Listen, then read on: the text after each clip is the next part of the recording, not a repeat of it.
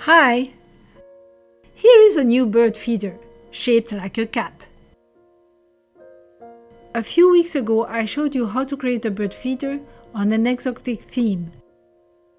That bird feeder was made from a 1-liter juice carton with a so-called gabbled top.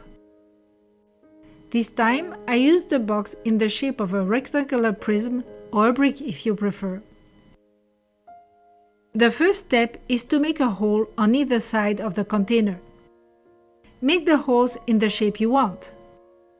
Make these holes at a certain distance from the bottom of the container to leave enough room for a perch and the seeds. I chose to make the opening in a diamond shape.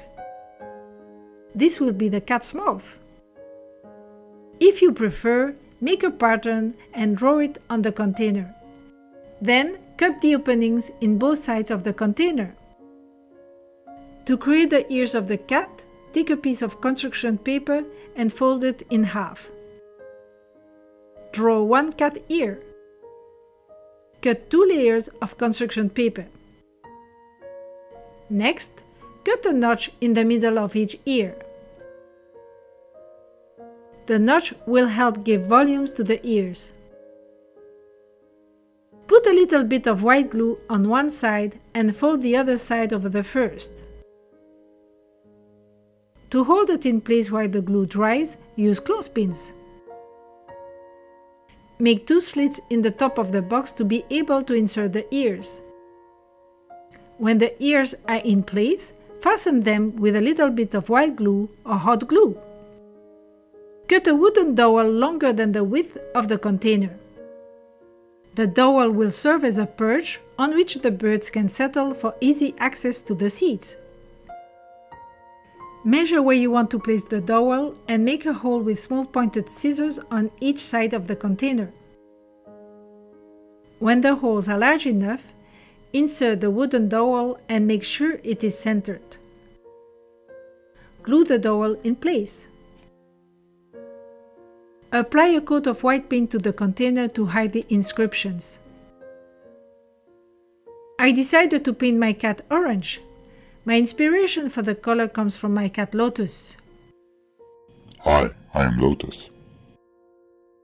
When you have chosen the color of your cat, apply a coat of paint over the white paint.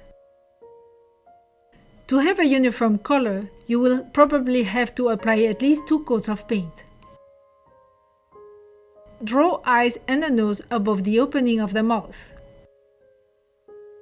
Paint the eyes yellow and the nose pink. Draw around the eyes with a black indelible pen and also draw a line down the center of each eye to represent the pupils. If you want to add even more details, cut teeth from white construction paper and tape them to the inside of the mouth. Make holes in the top of the container to insert a string. The string should be long enough to hang your bird feeder from a tree. As I was about to suspend the bird feeder to the tree, I thought I could add a tail on the back of the cat. Cut the tail from thick cardboard. Paint the tail in the color of your choice. When the tail is dry, glue it in place above the opening on the side opposite to the face. And now your bird feeder is ready to be hung outside.